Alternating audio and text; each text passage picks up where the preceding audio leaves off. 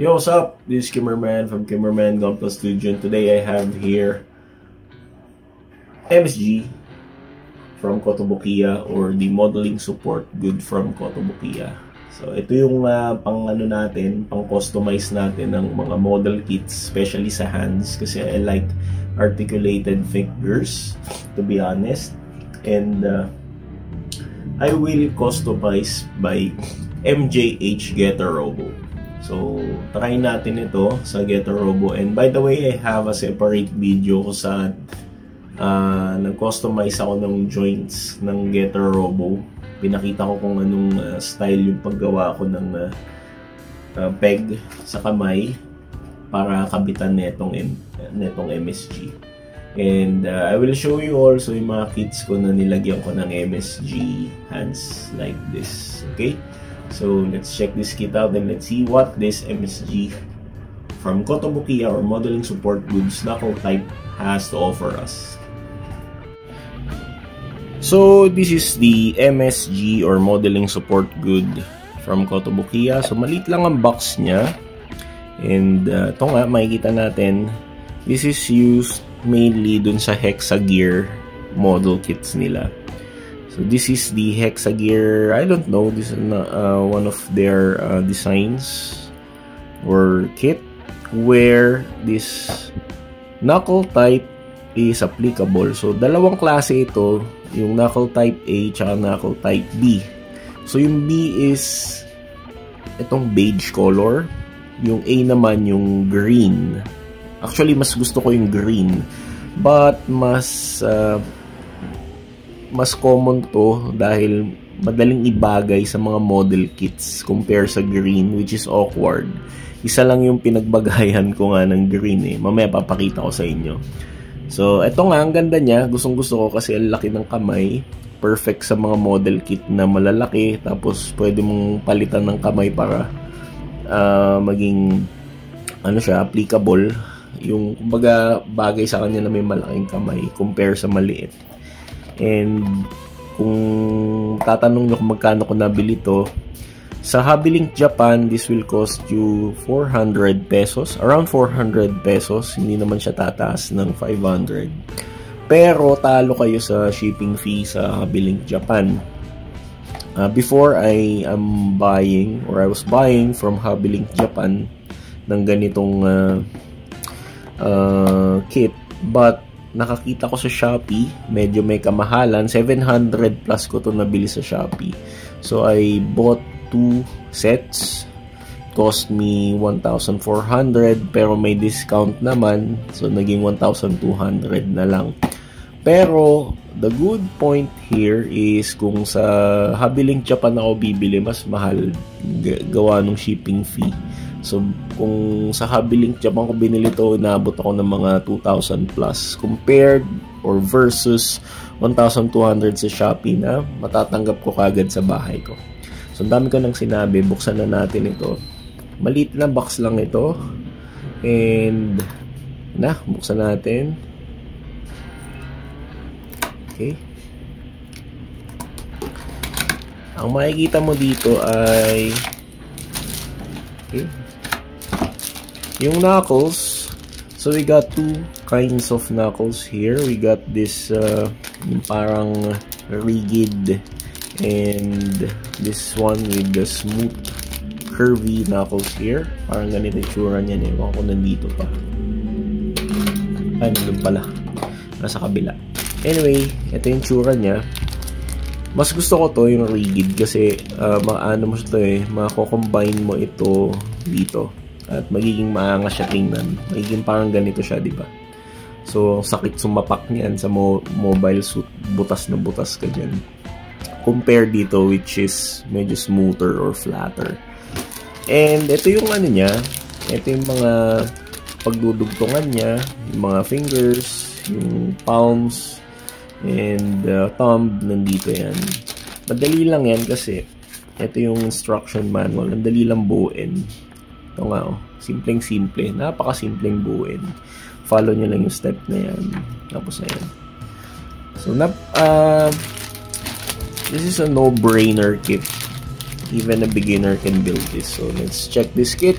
Build na natin to. Hindi ko na isa-isahin, but ito nga C2, runner A, and runner B. Yan, tatlong runners lang yan.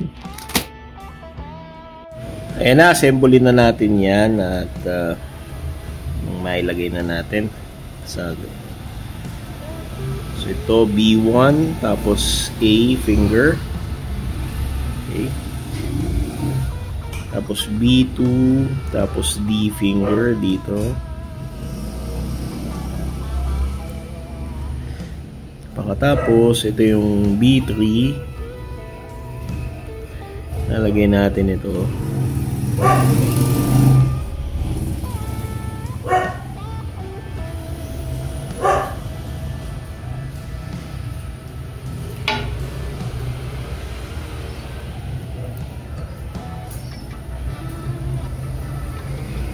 Okay. Dito hindi ko na ikakabit yung B11 kasi hindi siya tutugma. Ito yung B11, hindi siya tutugma dun sa ano kasi sa ginawa kong improvised joint. So ang mangyayari is ganyan, tapos pasok natin tong 5. Okay.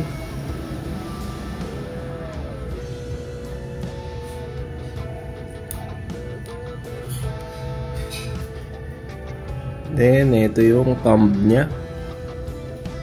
Dito naman siya ikakabit. So, it's either way, dito or dito. Pero ito for left hand. Then, this one.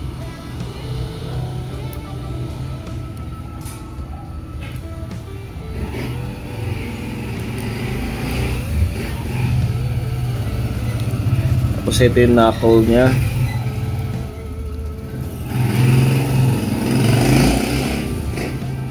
So, napaka-bland lang ng knuckle. So, what I will do is, teka, taliman lang natin to. I will paint this with silver yung bilog.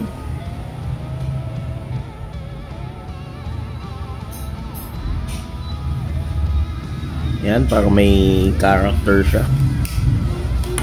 Then, let's put it here sa dorsum part. Yan. So, combine. Galing, di ba? So, ito yung una. Nagawa ko na siya. Ito yung una. Sa right. Ito naman yung sa left. And this is it. Ito yung improvise na ano natin. Improvise na joint. So, swak siya. Kasyang-kasya siya. Oh. Galing. Diba? Dito din. Kasyang-kasya siya. So, now we have this super angas na Getter Robo. Malaki na nung kamay niya. Ang ganda. Oh. So, sobrang angas para sa akin. Ewan ko lang sa inyo, guys. Ang ganda. Oh. Diba? So, medyo maluwag lang to. Pero, madali lang yung solusyonan. Lalagyan lang natin ng konting super glue para medyo sisikip konti. Pero at least, oh, swak lang. Hindi siya ganun ka, ano, ganun kaluwag. Diba? Angas, oh.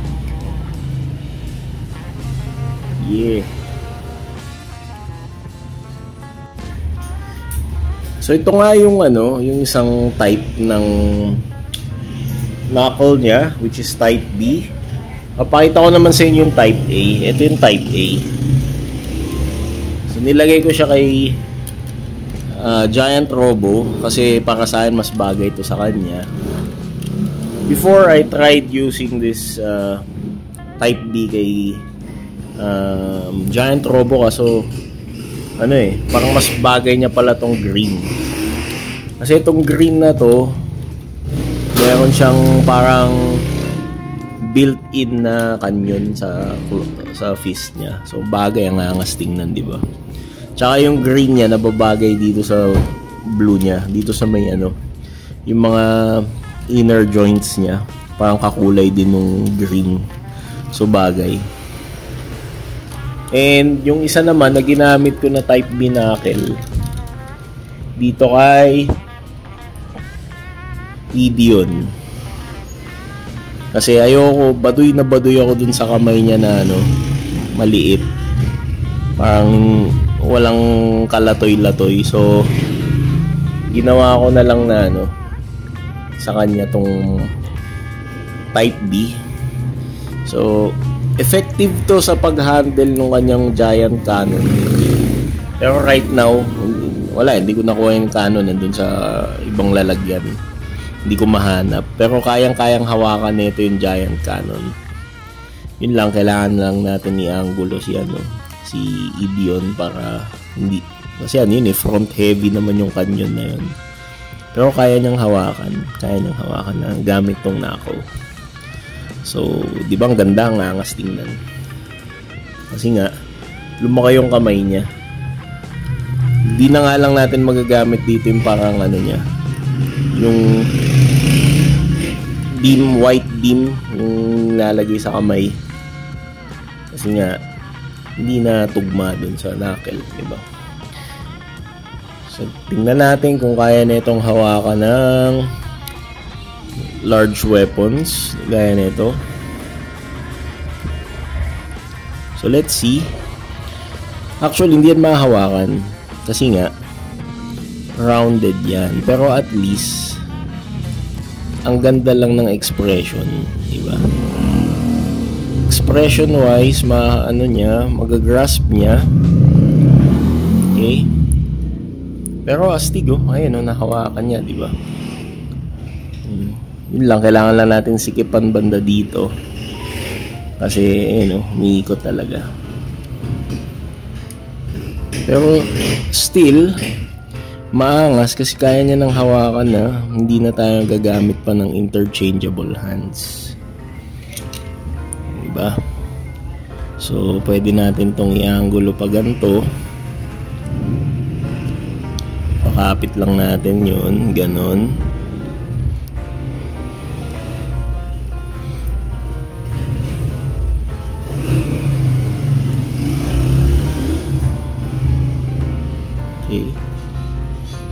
Medyo dahan-dahan lang ako kasi matigas-tigas din yung joint kasi ng finger na ito.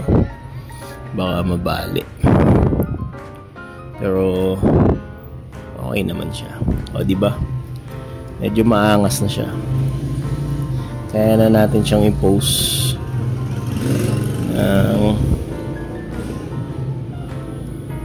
Hindi tayo gagamit ng interchangeable hands. O, diba? Okay na. Angas na. Kailangan ko lang ng action base siguro. Yan. O, diba? So, that's it for the review of MSG Modeling Support Good from Kotobukiya. By the way, ang kulay nito is metallic gray siya. Yung kanyang fingers and palm, metallic gray po. Ayan. Thank you for watching this unboxing and at the same time review and customization video. See you next time. Humorman from Humorman Gunpla Studio saying goodbye. God bless. Take care.